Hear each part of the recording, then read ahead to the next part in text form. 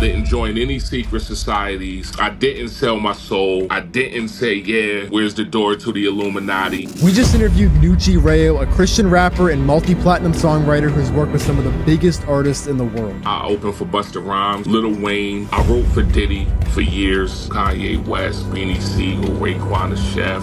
Just so many people. In this episode, he exposes the dark secrets behind the music industry, how they manipulate entire cultures, and how we can turn this around to put Christ back into our society. 5 years ago, the #1 educated group in the country was black women. Now, black women between 18 and 24 are the #1 growing jail population.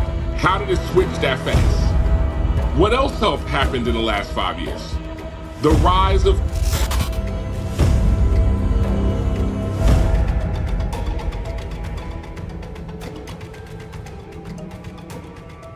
Nucci, thank you so much for coming on the show, man. Yeah. Thank you for having me. Appreciate this. So briefly, you had mentioned that you have a new song is already out that you were kind of wanting to maybe promote a little bit. Yeah. Before we go into your life, I kind of wanted to maybe touch on that a little bit. What's going on with there? Yeah. So the song is called God Been Good, and it's featuring an artist named Jim Jones. And I think the controversy around it is the fact that I'm a Christian, and in certain circles, just regarded as like a Christian artist. And right, there's always that argument that you're an artist who's a Christian or a Christian artist. And you have this song with somebody who's considered a secular artist. But I think what people fail to understand about hip hop culture is this is how we communicate. The best way for me to get this message to these people and the people who tune into these people is to get in the booth with them and do that exchange, right? That's how we communicate, right? It doesn't have to be a common conversation. People outside of hip hop culture don't really understand that. So it's like, oh, you shouldn't this and that. But it's our way of communicating. No different than, Jesus going to Levi's house and sitting down and they looking and calling him friend of sinners and saying, oh, you sitting with the most corrupt type of individuals. Well, he wasn't becoming like them. He wasn't condoning their behavior. He was communicating a message to them. Then he kept it moving. That's the same thing we do as it pertains to doing a record together. And so they don't even know his background, right? Which is a person who was raised in a church and strayed from it, right? And kind of still has that root and wanted to be a part of, what I'm doing for that reason, trying to get back in touch and tap back in with his faith and his roots and things of that nature. And it's unfortunately a lot of people who consider themselves Christians who do more pushing away than they do pulling toward the gospel. And I just kind of wanted to be like, that loving hand or arm that just reaches out and says, you know what, let's meet up, let's do this record, you know what I mean, and kind of take it from there. And I stick to my beliefs and how I feel regardless. I don't get in these atmospheres and try to become too relatable to these individuals. They respect me for who I am and what I represent, and they never disrespect that. And so it's always a beautiful thing. So I'm reaching his crowd, and that's who I wanted to reach. That's the whole point and the purpose. You know what I'm saying? Can't please everybody, but I know what I'm called to do. I come from the secular industry, and so I speak their language. I'm relatable. Without compromising, you know what I mean? So it's cool. So yeah, the record has God Been Good. It's featuring Jim Jones. It's on every streaming service now. Yeah. What is the overall message behind your music, and has it always been the same? Yeah, so no, it's not always been the same. The overall message right now is just, once again, that really embodies it's just about how good God is, right? And how you can serve God. You could be rich and still serve God. You could be getting money legally and still serve God. You can be cool and still serve God, courageous, bold, strong, and all those things. And this is where you turn. So for me, it's about perspective, right? It's my angle in the room. So me and you could both be in the room and somebody gets killed. We're going to tell that story two different ways, right? If you're an evil man, you're going to tell it one way. You might even be thrilled and enthralled with what just happened. If I'm a certain kind of person, I'm going to tell. So my music is still really for, everybody in the hip hop culture, but it's my perspective on everything. So it's what's my Christian perspective on women? What's my Christian perspective on money? What's my Christian perspective on the streets? What's my Christian perspective on music? It's just perspective. So it's just giving my perspective and representing the kingdom and really invading territory. You know what I'm saying? That's really what I'm Yeah. here to do. I'm really here to invade territory. I'm not really here to preach to the choir or stay separated in a way where I'm ineffective, right? I'm more so here to reach this group of people that, you wouldn't normally be able to reach with this culture and music. Yeah. Yeah. In your Yeah. career, to where your message is right now, has it always been the same, or has it been a process to where you're at now? So originally, it was, just as ignorant as a lot of hip hop coming out at that time was. You know what I'm saying? Not being mature, not being smart, not being intelligent, being blinded. You know what I'm saying? And just, glorifying the nonsense. And that's what it was about at the time I came in the game. And it was about shock value and really what's the most ignorant, arrogant things you could possibly say. And so that's what it was about at first, where you almost want to say the music had no meaning, right? Because it wasn't helping anybody, it wasn't edifying anybody in any way. And so, yeah, so now it's totally different, and it's interesting too. It reminds me of, so when I was doing strictly secular music, I went on tour with Nas, right, on the Stillmatic tour. And, every night you're talking, it's no less than 10,000 to 40,000 people every night, right? Mm. And so then I start doing this kind of music, right, that has this Christian tone to it and is speaking, from the perspective of the kingdom. And people will come up to me after these shows like, oh, don't you miss it? Like people remember me from the other side. I'm like, no, I really don't. And it's more fulfilling to speak this message through music to a church crowd or a community event crowd of 100 people than it was to speak a nonsense message to 40,000 people every night. It's just way more fulfilling. I never thought I could be fulfilled by a small crowd again, right? But it's just way more fulfilling because it's life changing. And then a lot of these people, I love social media because a lot of them were able to stay in contact with me. I've really seen lives change where I'm just Mm. like, wow, being used in this powerful way is absolutely amazing. If you was to see lives change according to your former music, right, there's probably a downhill on wheels. But to see people and their parents even and come and say, yo, ever since I came that night, you know what I'm saying, and you performed like Amazing Grace or the Surrender record or whatever, my life has changed. And it's like, whoa. You know what I'm saying? It's just way more fulfilling. So, the music is totally different now. It's really a 180 perspective wise. Wow. Mm. Yeah. So, so you were in kind of the mainstream music game for a while. Who were some of the artists you mentioned? Nas. Who were some of the other artists that you went on tour or recorded with? Oh man. So I think so I opened for Busta Rhymes too, Lil Wayne on the Mm. Carter One tour. I wrote for Diddy for years. I wrote for a lot of different artists. I actually won Songwriter of the Year. A lot of publishing, a lot of stuff of that nature. So I had records with Jaheim, Keisha Cole, Kanye West, Beanie Siegel, Raekwon the Chef, just so many people. Jodeci, me and Jodeci were label mates. I was label mates with Jodeci, Shaggy, and Mary J. Blige. Just got records with so many people over the years, man. It's just been a wonderful journey. Allure, a group I was a big fan of. So yeah, I worked with a lot of people, man. Anybody I forgot, I'm sorry, but yeah, I worked with a lot of people. Mm. Wow. So you're Songwriter of the year too. mm. That's Yeah. incredible. Dang. Yeah, so you're pretty deep into it. I guess my question is, was there anything that you noticed in that industry? I mean, you mentioned Diddy. Is there anything you kind of noticed in that industry that even at the time when you had a little bit less faith in God, something still seemed a little bit off to you about it? You know what? This is a very nice guy because he puts it in a way where he's like, you had a little less faith in God, right? He doesn't want to he doesn't want to be like, so what? How was it when you were a complete sinner? I like that. I like that. Very Well, diplomatic. I don't know if you were fully, if you didn't know God at all, or if you were kind Yeah, of grew up with a faith. So that's why I didn't want to make any assumptions if you were a full atheist or you were yeah. just kind of like, And we're perfect by no means either. So we're, yeah. Oh, of course, not of not course. casting the first stone. Yeah, we vibing. Yeah, no, I definitely, grew up in the church for the most part and straight away. So no, you're right on point with that. It was that's a good way to describe it. That's the first time I heard it described that way, like a little less faith. But you're right. Yeah.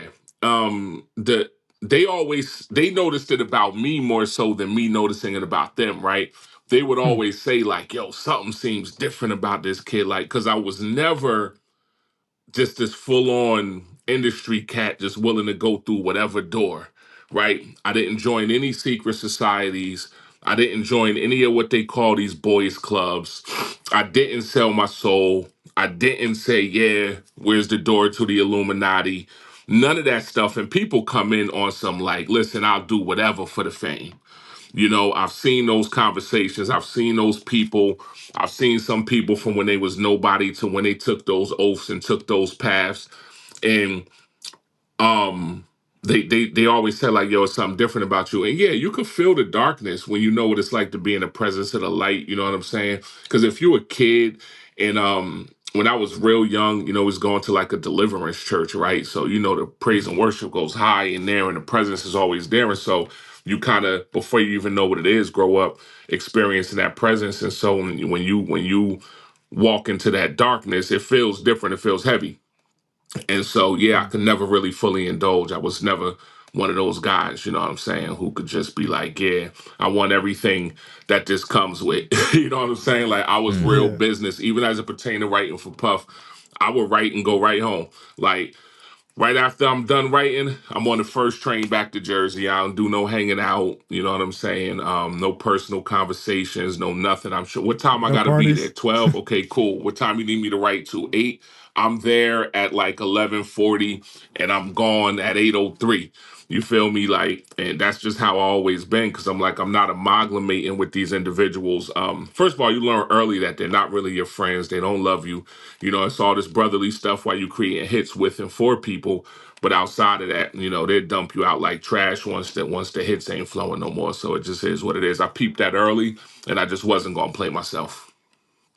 Wow. But it's always been a difference. Yeah, you can feel it. Mm. You I'm not familiar with the term you used. You said boys clubs. Yeah. Yeah. What does that What mean? is that exactly? So you got a lot of different, you know, it's almost like fraternities, things of that Mm. nature, right? Like Masons and, you know, any derivative or things that spring off of that or kind of in accordance with that. You know, you got Knights of the Templars, um you got the what's that other group name? Oh man, I feel it's on the tip of my tongue, and it's so funny because one of me and one of my boys, he's a Christian too, was talking about it because we Shriners, right? You got them. Then you got just a lot of ones people never heard of, right? And you'll get invited to join. You know what I mean? That once they see you have influence and you have certain skill, talent, ability, you get invited to join and they come with a bunch of compliments. But you know what I mean? I was always grounded in God no matter what. And so I was never into none of that, never into, you know, it's people that are offer to do witchcraft to give you success and control your destiny and all. I never was into none of that. But now that's not what the music business is built on, right? That's not the foundation of it, but those people are in it like they're everywhere. You got witches in the church. You know what I mean? So at the end of the day, yeah, those boys clubs, it's a bunch of them. You know, join this, join that, be part of us, be over here, meet us on Wednesday. Like, nah, I'm not doing none of that. I didn't even last long in Boy Scouts. Like, I'm a loner. You know what I'm saying? I Yeah. got all my badges and kept it moving. Like, I'm a loner, you know. I've never been a type of person with like a real big peer group, so it wasn't gonna work for me. I think they noticed that early on and was like, all right, he ain't like us. So it is Hmm. what it is. Do you think did you ever get some backlash, even if they didn't really say it? I think there was a fear. I think they saw before I did, you know, because like I said, the demons believe and tremble, right? I think they saw the spirit of God on me, around me, whatever it was, more so than I did at the time. And I think there was a fear. Um, And so the backlash is just kind of automatic, right? See, there's a path, especially if you're coming up in New York City, there's a path to success, right? That path includes a local buzz, then a mixtape buzz at the time. You get some TV love. I was on Rap City, things of that nature, Planet Groove, whatever. And then you start getting on the radio, Hot 97, whatever other stations in New York, the college stations. You get a record deal after that, after you've accomplished those milestones, and people know you're next to blow because you start appearing on R&B records that's on the radio. You start being invited to certain places, award shows that they know you're signed. You're mixing and mingling, you're one hit away, you're next to blow, right? And a lot of people wonder, like, yo, why didn't you take it to that next level? And I'm not blaming anything. Or I've made also, mistakes as far as turning down certain deals and not going through certain open doors. But that's Mm. not really the biggest reason for it. The biggest reason is God preserving me, number one, and number two, not joining certain sectors and stuff. You go through certain doors, you blow up and blow up fast. Otherwise, they're like, this is as far as it goes for you, because all the people in the media and the people who control radio and TV, they're all part of it, right? So they want to blow their own up. It's not personal. You know what I mean? They're like, hey, listen, you're not one of us. It's like, people do it racially. Some people do it politically. Other people do it culturally. That's just how they operate. Ain't no hard feelings. They don't want you to die because you don't join. You know what I mean? They just like, okay, well, we not blowing you up. If they got a platform and they got the opportunity to interview one of their own versus you, they have a message and an agenda and they want it carried on. And if you're not going to carry on that agenda, you got to do it on yourself. And it's going to be harder. You might make it happen, right? There's people that make it happen without signing over their souls and things of that nature, but it's just rare. What's the So, agenda? what's the agenda? Yes. Well, it varies, right? So, societal issues change and then the agendas vary. So you have people you have what's called criminology, right? Where people want to see certain groups or customers, period, in jail. I'll give you an example. I was in Union County Jail one time and God moved miraculously and the judge let me go. And they went to take me back upstairs out of the courtroom. And I said, why y'all taking me back upstairs? Like, you just said I could go. Like, get these cuffs off me. That's the door right there. You know what I'm saying? And they were like, oh, no, no, no. They said they're keeping you till 1 o'clock because 1 o'clock counts for a full day, right? And the Mm. state pays the jails for housing each, person. And so they said they're going to keep you till 1. They get $125 a day per inmate. Now, any entity getting $125 a day per inmate, do you want to see inmates stop coming here? No. So Mm. there's agendas toward promote this kind of rap music because it promotes criminology and then it promotes more customers for the jail system, right? Whereas at a time where music was different, we saw a correlation between less jail population. I'll give you a perfect, right now, relevant example that'll blow your mind. 5 years ago, the number one most educated group, and this is not a black or a white thing, this is just a relevant example, right? The number one educated group in the country and growing educated group in the country was black women between the age of 18 and 24, right? That was the issue 5 years ago. Now, black women between 18 and 24, the number one growing jail population, right? How did it switch that fast? What else happened in the last 5 years? The rise of all these female rappers. And what is their message? Now, are we going to ignore the correlation, the total That's crazy. correspondence, the parallel of what's going on? So, what happened? They said, oh, you are getting educated, you're not going to jail. We're going to put out music that causes the kind of. So, what type of music starts coming out? Ride or die with your boyfriend. Never mind college, twerk, smoke, drink all day, do drugs, strip, don't go to school. Let's promote strippers. You see what I'm saying?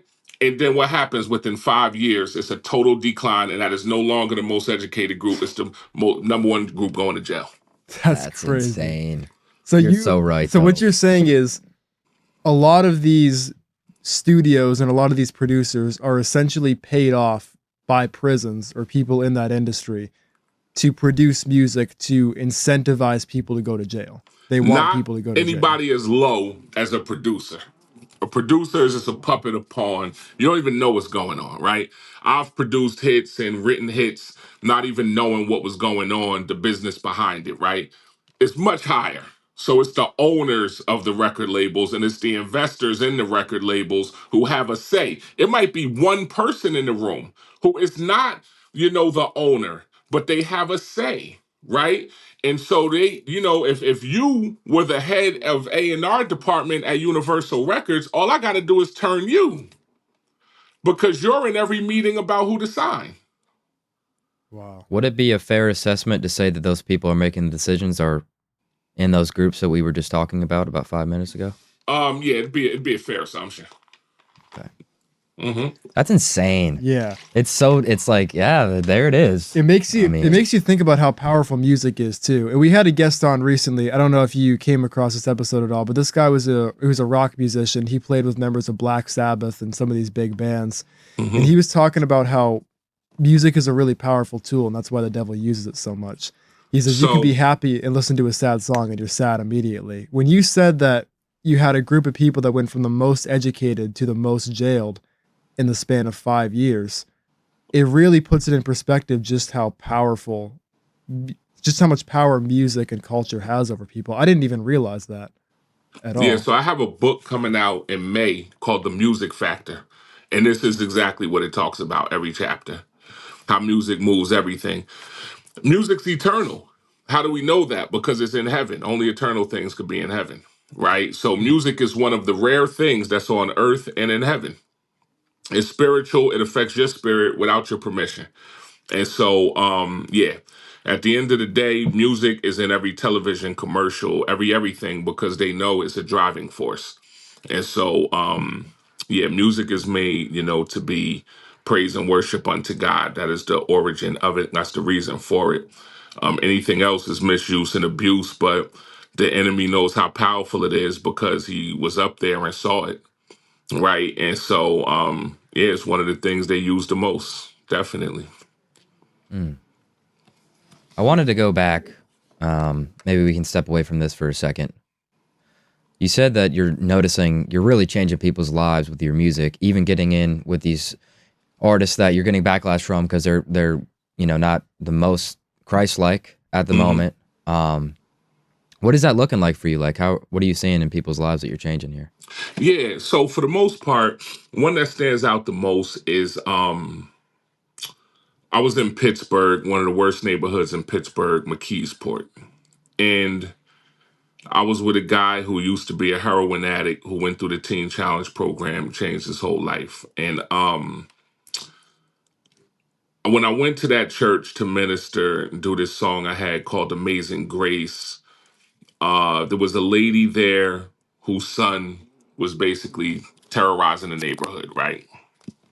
And it was so much so that, but she invited him because she said, yo, this rapper is coming, da-da-da. He was around my age, had heard of me from the mixtape days and stuff. So he was like, oh, wow, he's coming. Come check this out.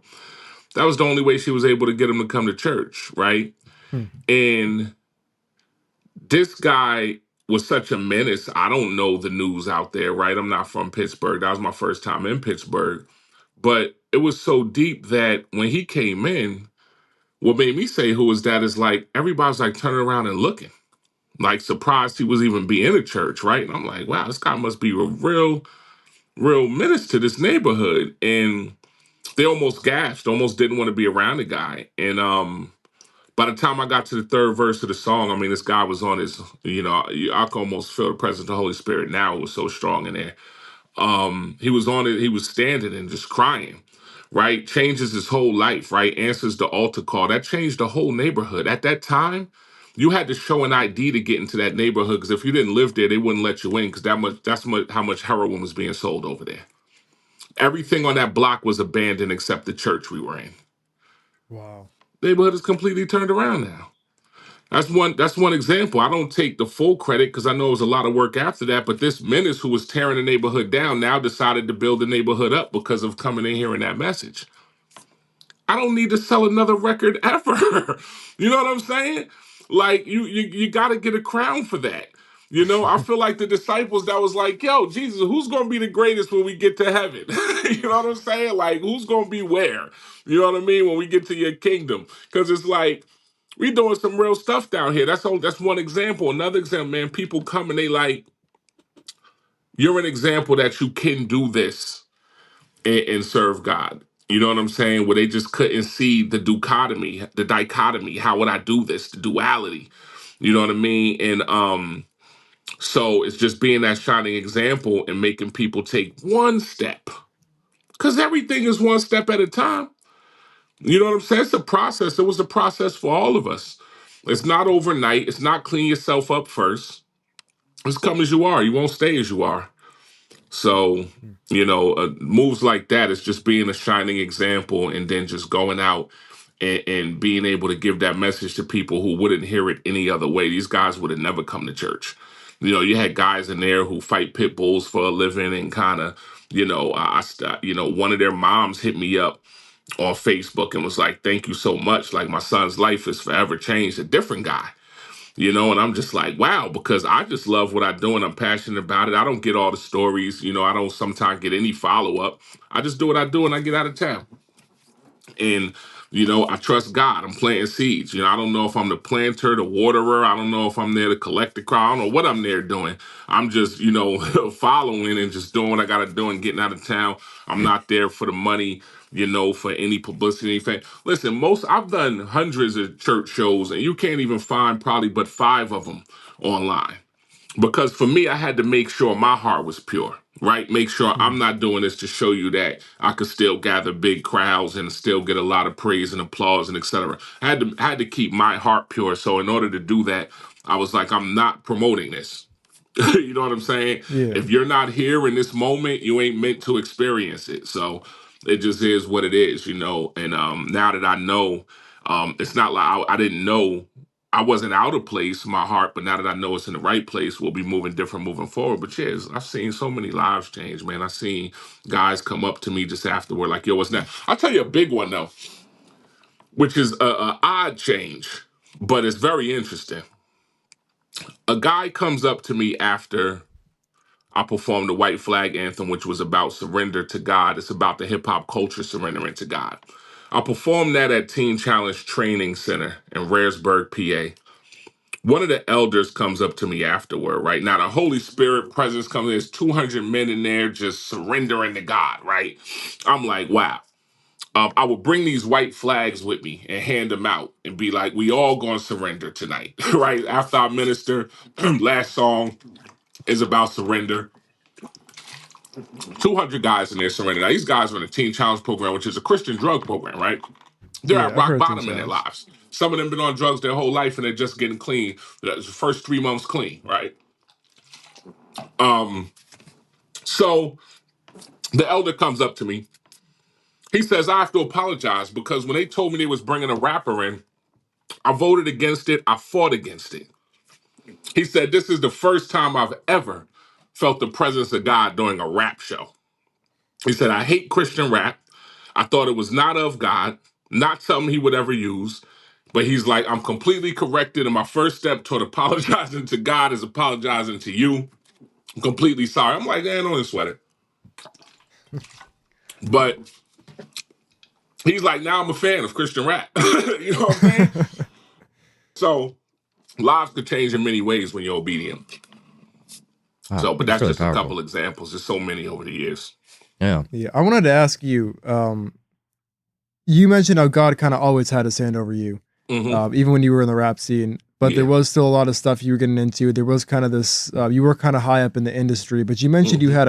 had a turning point. Around 15 years ago. We talked a little bit before the show. I Yeah. think it was back in '09. Could you talk about what led up to you eventually receiving the gospel and just going all in for Christ? Yeah. So my mother's a playwright and she was having a play and she asked, and it's episodic, it's called Judgment Day. So you see like a little episode and then the person either goes to heaven or hell. Hmm. She had me play a music exec who was going to hell. And I didn't catch none of it while I'm rehearsing and doing the play. It wasn't until afterward when I'm watching it back and I'm like, wait a minute. And I'm listening to everybody's lines and kind of paying attention. I'm like, whoa, if this is true, everything has to change.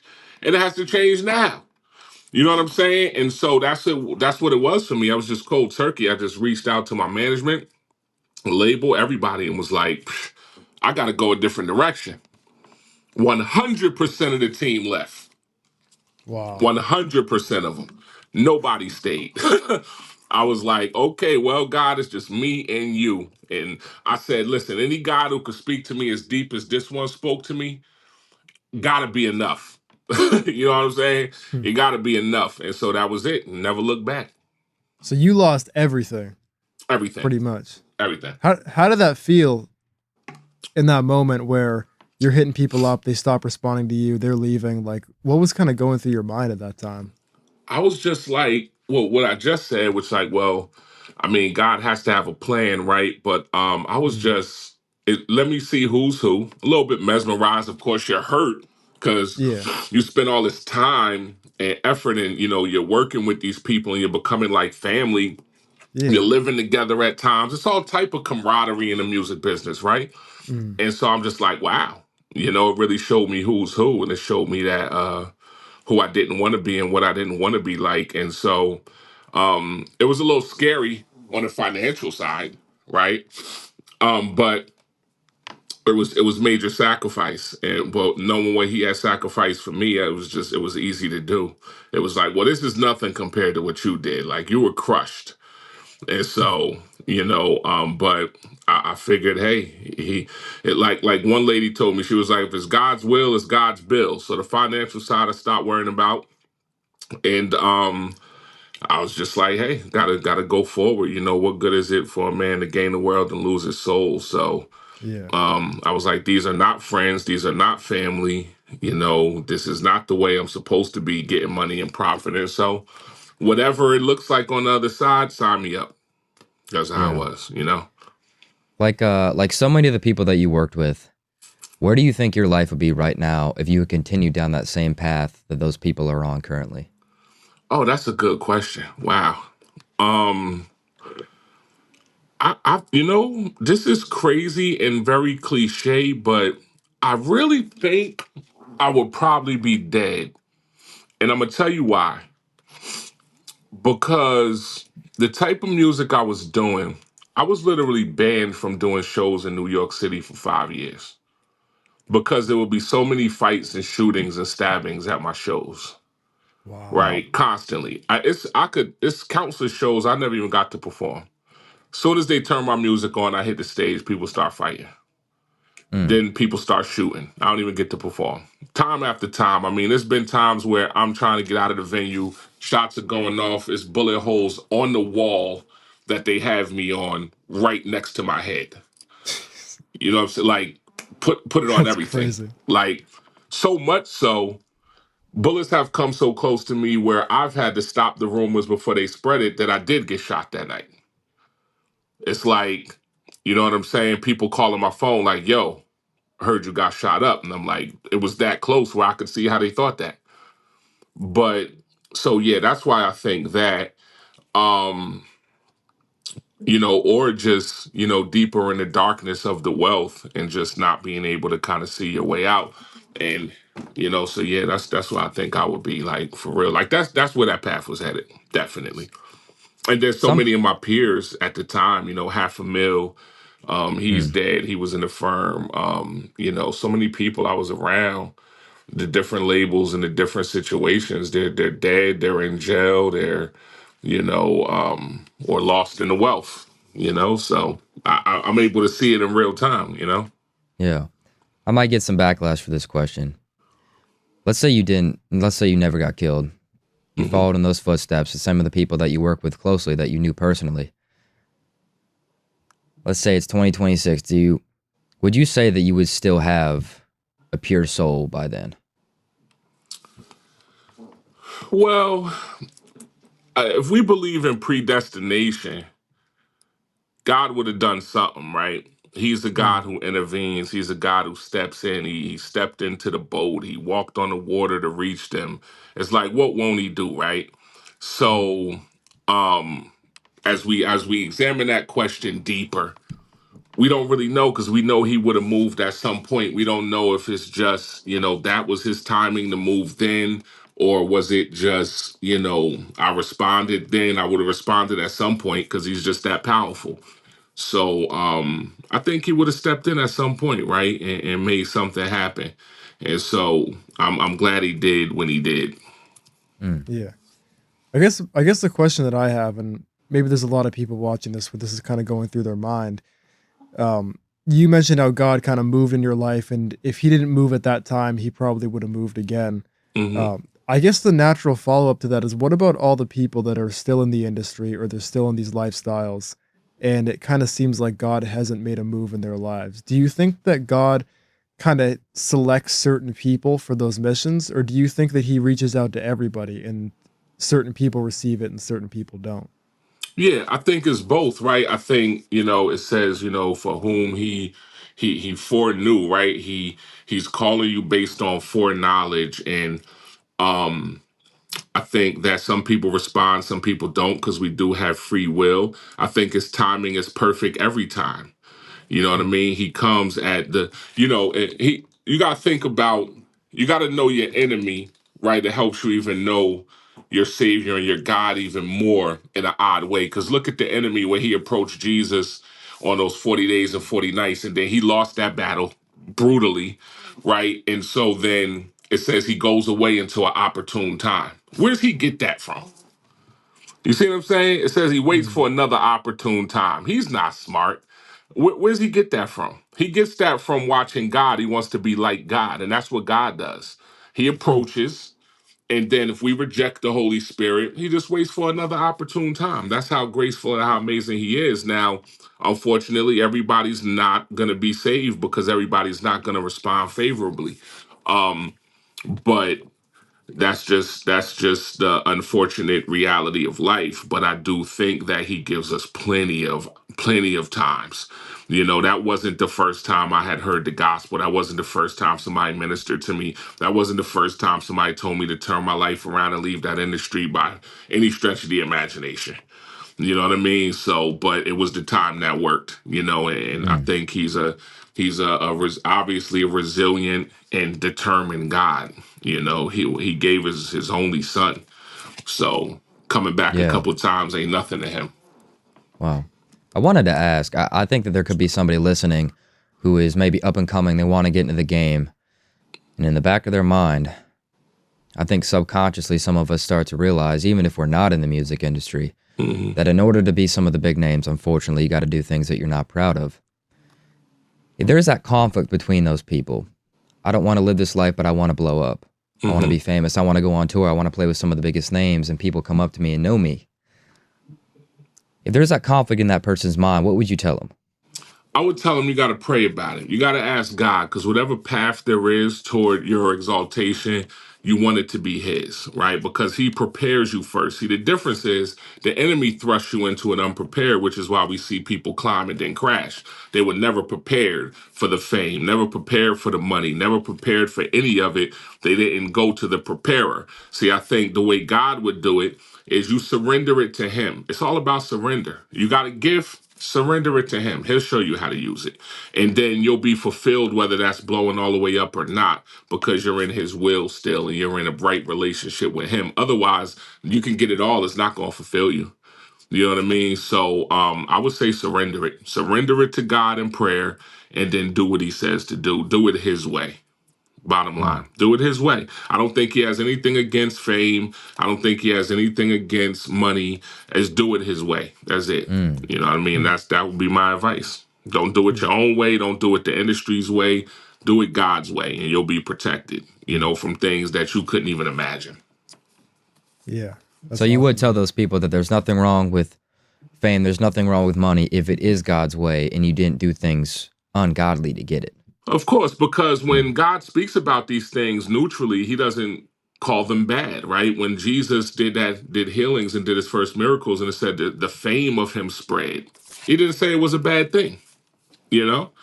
Yeah. He had a treasurer, right? So you don't need that unless you got money.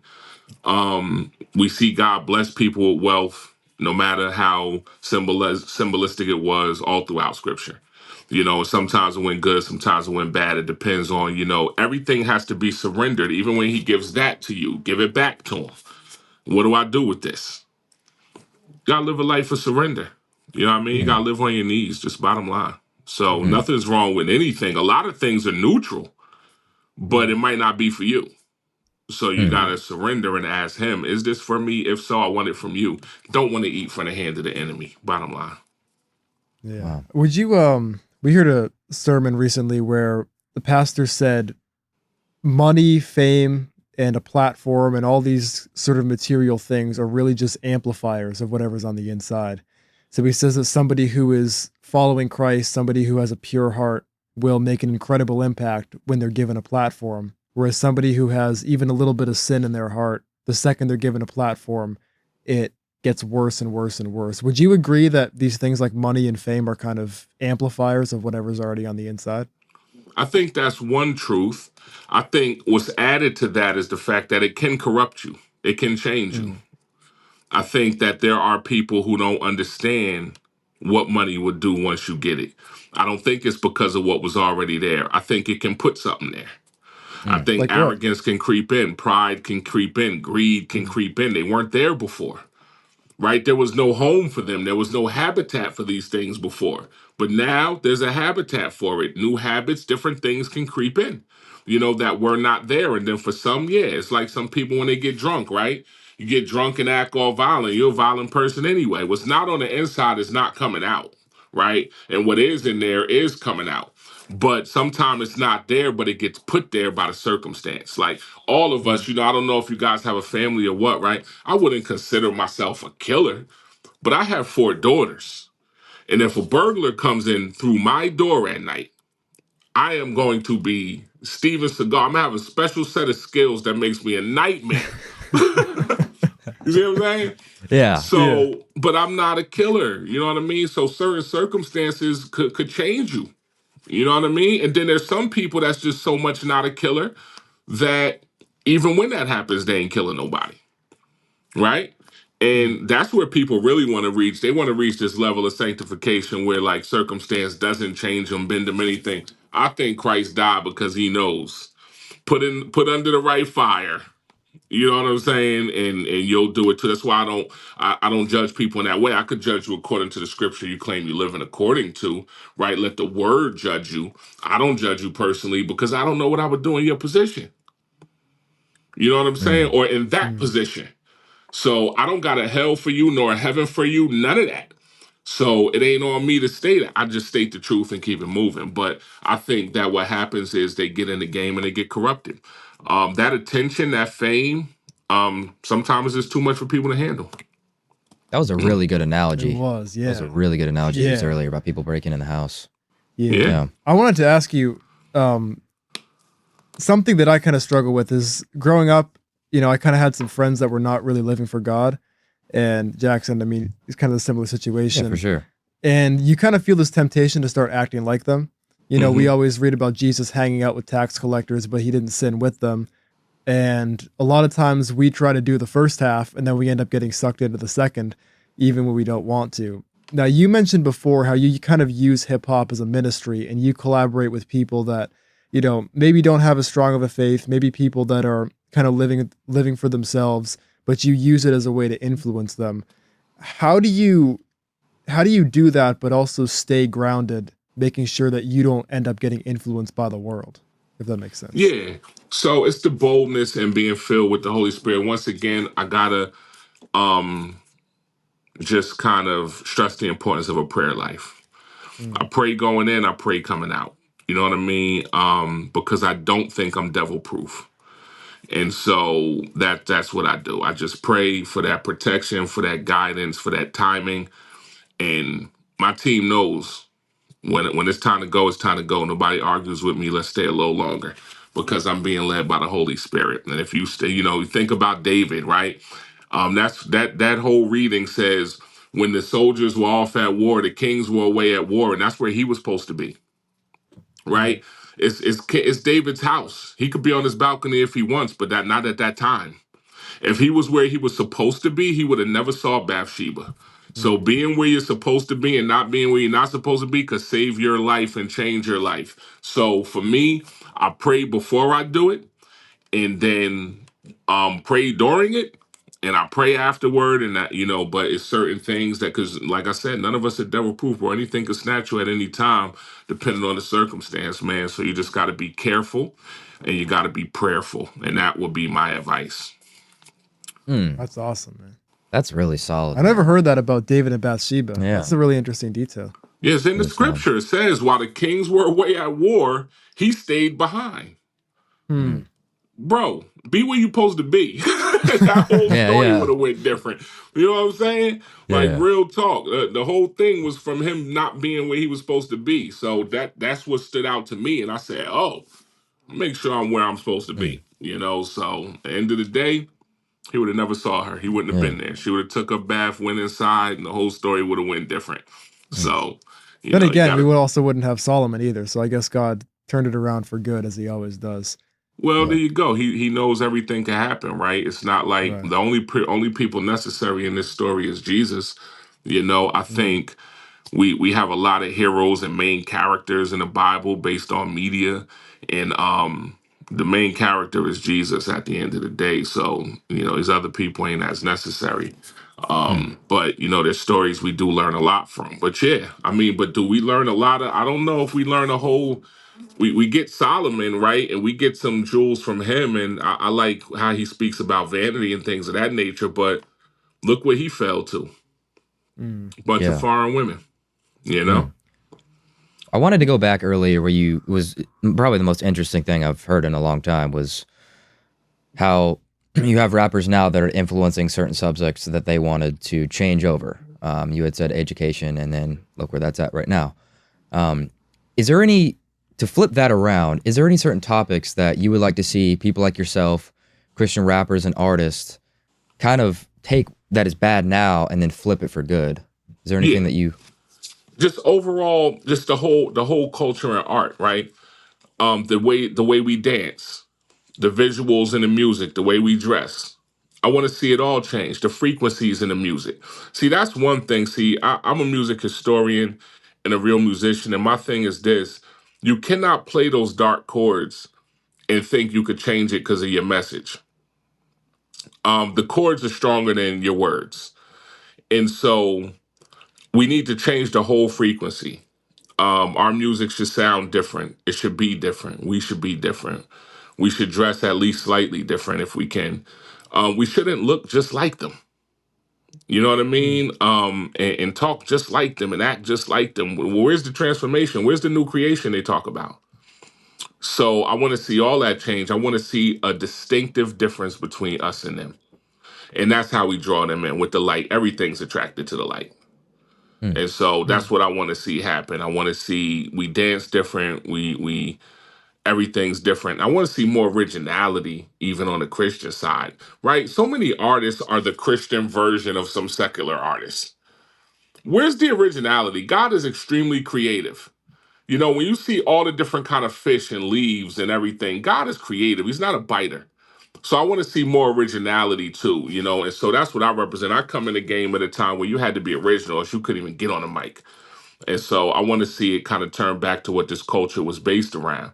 You know, and back then when hip hop first started, they did it in churches a lot. Choirs were always included. A movie that shows how hip hop started was Beat Street. And there's a choir in that. There's a church scene. There's a pastor. It was part of it. It got kicked out, you know, by you know, a lot of evil powers that be. So I want to see it return to its essence and kind of do what it was meant to do, which was meant to be an alternative to all the negativity, you know. So if it's a conduit, then it's not doing what it was created to do. So I want to see hip hop as a culture do what it was created to do, and so that's what I'm here for. mm, wow, got all the answers, man. That's solid. I mean, it's It's Yeah. really facts. solid. Yeah, you know what I'm Yeah, it saying. is. This is what it is. So yeah, that's Mm, that's what I want to influence. I want less people in jail. I want less people on drugs. You know, I want less alcoholics. I want less depression, less anxiety, less suicide, less bully side, all of it. You know what I mean? I'm attacking all of it. And so, you know, I have a project coming out called Attack Anxiety. I have a project coming out that speaks against fentanyl use. You know what I'm saying? And so, yeah, I'm going against all that stuff. So, you know, it is what it is. I want to see numbers drop. You know, nowadays data is king, right? We can see metrics. So they know it works. That's why they'll put the money they put into what they're trying to push because they know it works. And I know it works too. I've sat in those meetings. I know how it works. You know what I mean? So Mm. I think the enemy gets in the hearts of the people that want to usher the resources to me to really push because they know I know the secrets. Like I hung with executives. I didn't hang with artists, right? So I came in the game under Don Pooh. He helped Puff build Bad Boy. He found Shine, Mary J. Blige, Foxy Brown.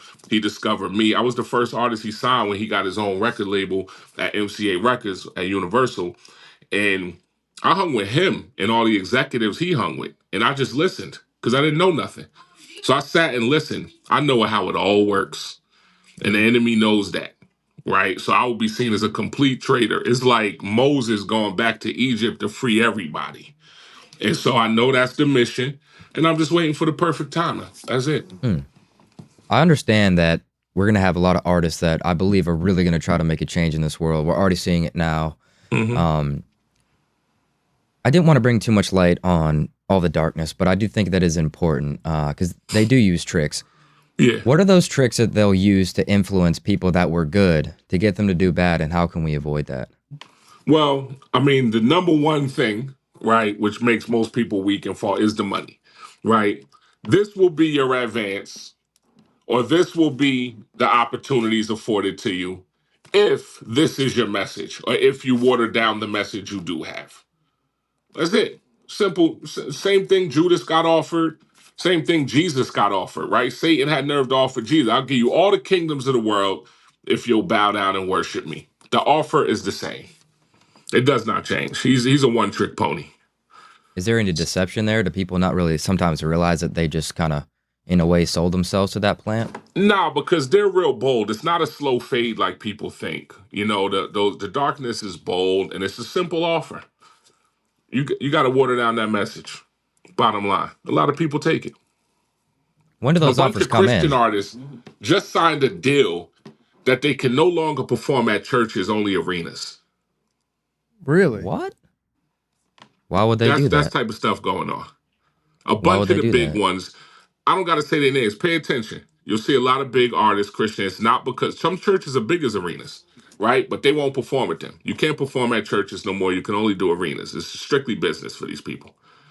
You know what I mean? Really? Why would you take that deal if you're really about the church, who he's dying for, who he's coming back for? Soon as they say you can't do it at the church, you walk out of that meeting. They took I've that never deal. heard of that. They took that deal. It's a secret deal. It's a quiet deal. See, that's what I'm saying. Bro, I know it's God. I get invited into rooms and I've been privy to certain conversations where I'm like, okay, wow, taking notes. It's just taking notes for the takeover. It's gonna happen. Hmm. Yep. It's Wow. crazy. So it starts, is it usually like a record label that's going to be asking these people, or do they have like people that just kind of do it for them? Companies like Live Nation, just give an example. It's companies like that, concert companies, endorsements. Pepsi comes to you. Hey, we'll give you $80 million, but you can't say Jesus. Wow. Well, you know what? I couldn't do a gospel song where I don't necessarily have to say his name. Oh, Wow. So they've not just compromised mainstream hip hop. They've moved into the Christian music industry as well. It's way more compromised in the Christian music industry than it is in the secular. Way more. Hmm. really? Way more. Whoa. Way more. What? Way more. I don't feel threatened by darkness at all and when I move amongst the secular crowd. That's not even where the war is going on at. The real war is in the church and amongst that. It's the battlefield. So when you go to, like, for example, if Jim Jones was to invite me to come do my verse on a song we have at one of his shows, I get in and out of there, no problem. One of the gospel artists invite me to a church to do my verse and perform with him. All the women over there are way more forward and lustful, right? They're way more Jezebel-like, way more seductive. It's way more dangerous on that side. The artists, way more compromised. Some of Wow. them don't even really believe or live this at all. They just know you do and you'll buy the music. It's strictly business for them. A lot of them. Then you That's consider the crazy. fact there's no major Christian label that isn't owned by people who don't even believe. All the biggest group, like Capital Christian Music Group, is probably one of the biggest, right? Capital is not a Christian company. You know what I'm saying? So it's like, why are they putting out Christian music? Because they know you'll buy it. They don't buy it. So they're completely compromised, most of them. I'm not That's saying all of crazy. them don't believe. Maybe some of them do. But go ahead and turn to a Christian contemporary channel right now and tell me how long it takes for you before you even hear the name Jesus. You could listen all day and not hear the name Jesus. Is that the biggest deal that they're cutting? Like, you can't say Jesus? Is Well, that that's what the they're power usually is in using? his name. Wow. Power is in his name. He Why do says you use his name. why do you You know think what it's I'm more saying? The common? power Yeah. is in his name. Why do you think that this is more common in Christian music than secular? You think it'd be the other way around. Well, no, I think it's all about where the resource is, right? Why is there more war in the Middle East than here? Because they have all those resources. If we had all the oil, America would be just at war. We'd have a Gaza Strip. We ain't got no resources. They ain't got no reason to come here to have a war. You know what I'm saying? Like the Yeah. war is wherever the power is, and the power is in the resources. That's why it's an onslaught, and we got to stop being defensive Christians and start being offensive Christians. I bomb first. That's how I look at it. The enemy hates you just as much if you sit still and do nothing. People act scared. He is going to try to tear your life all apart anyway. So bomb first. Why are we always defending ourselves against the enemy rather than being the ones who attack? Why don't we slay that army before they even get a chance to march out against us? That's how I see it. So that's how I'm doing with this industry. I'm taking territory. I'm attacking. When I go do a song with a guy like Jim Jones and come into that atmosphere and be a shining light and keep it moving, the enemy is pissed because I came into his territory, influenced his people, and left. It's like SEAL Team 6. And So, his fans, too. Yeah. Yeah. yeah. Now he's mad because he's like, wait a minute. Now, millions of fans are going to hear you, and now the algorithm spins them to your music. And now they get to hear this name of Jesus and get to hear this message. Yeah, we taking territory. I'm an offensive Christian, not a defensive one. So it is what it is. You know what I mean? But I think it's more Yeah, it prevalent is. because where the power is, where the light is, the attack is on the light. And Yeah. so yeah, that's what it is. That But is yeah, I've hard. seen it I love way it. more on the Christian side. It's terrible.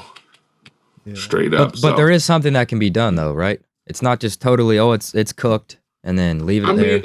the Bible says it gets a lot worse before it gets better, right? Like the end times are described as terrible. So what we could do is just stay focused ourselves and keep spreading that message to as many people as possible. But the Bible doesn't say it just ends all well here. Till we get to that New Jerusalem, like a good minister put it, he said, the fight's been fixed, but you got to fight. So it's not about it getting better.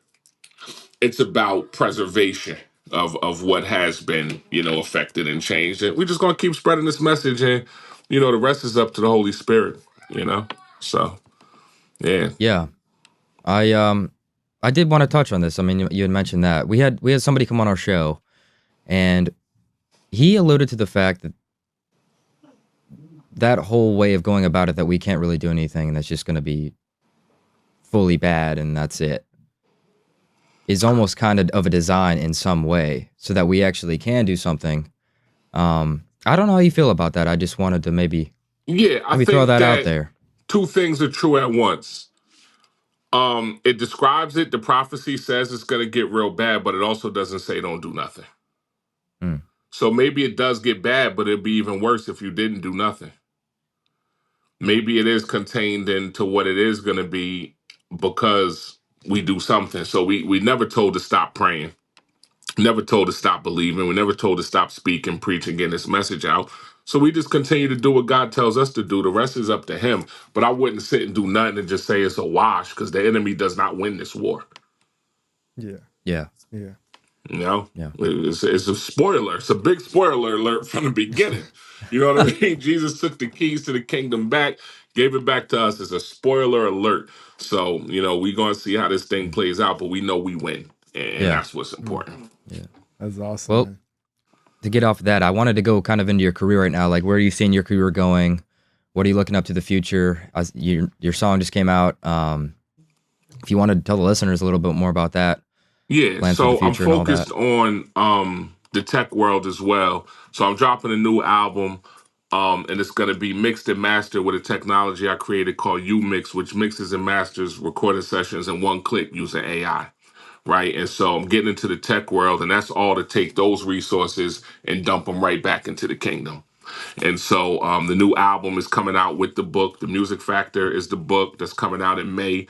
It's going to be mandatory reading for all the fourth graders in the state of New Jersey. It's going to talk about the power of music and how it affects you.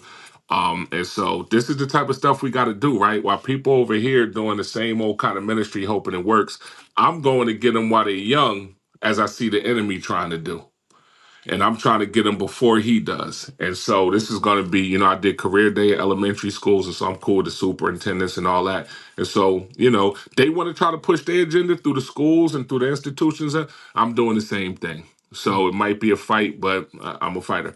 So I'm going to put the album out, going to put the book out, we're going to put the technology out. It's going to be a one-stop shop.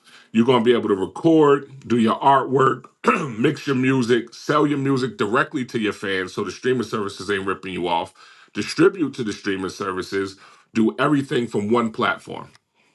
And so that's something that we're working on, a technology that we're building right now. So it's going to be like a one-stop shop for artists or whatever. So we get into the tech world just so we could get those resources and bring them back to the kingdom. So that's what's next. But definitely look out for that Music Factor book. It should be a bestseller. It's going to be everywhere, and it's going to be real powerful. So once that drops, I'll come back on because it's some chapters in there that's just going to blow your mind. I'm telling all the secrets. It's almost like a Okay. tell-all. Okay, yeah, maybe we can do it in person. Yeah. Yeah. Let's do it. Yeah. Yeah, Let's let's do do it. it. That'll be Cool. fun. Yeah. I do have another question I want to ask you, man. You kind of alluded to this earlier about the mission of your music, and you talked about how the devil's been taking over our culture, and now you're trying to do the same thing. We want to take the culture back. What do you think the world could look like in, say, 10 years if we're able to turn around the music industry and this sort of mainstream media and make it more Christ-like? What do you think day-to-day life would look like for society? Well, the first thing is the number one reason for doctor's visits in America right now is depression. So, number one, it looks like less depression. So that looks like less drug use, less alcoholism, looks like less lasciviousness in a lot of ways. That looks like less crime, less hopelessness, right? I think it looks like a world. What would a world look like when there's a lot of hope? And that's pretty much, what we want to do. We want to let people know through the music there is hope for you. And so I think that's a place that the enemy brings people to, a place of hopelessness, and gets them to throw their lives away. And so it'll look like less crime, less drug abuse, less drug use, less depression, less anxiety, less teen pregnancy, and things of that nature. So I think, that's what it could look like. If we get this music out the way we're supposed to. So yeah, that's the focus. Yeah, praise God to that. Yeah. That's awesome. That's awesome. Yes, sir. So I love you guys, but I gotta go. It's an hour. I gotta jump into the next session. But this is a Yeah. great time, and we will do this in person. Where you guys located at? New We're in Hampshire. Oh, beautiful! It's beautiful up there, especially in the fall. And we're gonna do it. Let's do it in the fall. Yeah. Yeah. We also gorgeous. might be doing a tour actually at some point, going around city to city, doing podcasts. So if, Cool. if I'd we're in love the to area, host you around here, so that'd be great. Come to New York, do something dope. yeah, well, man, I want to say something to the listeners real quick. If you're watching this video and you want more of this, subscribe to the channel. Thank you so much. Nucci Reyo, thank you so much, brother, for having us on the show. We're going to plug the on links show. to all of his stuff in the description. So Yeah. if you're watching this, you want to check out his music, we're going to put all of it in the description. Please Really do. Thank appreciate you you very coming on the much. show, man. Thank you for having me, and look forward to connecting with you guys soon.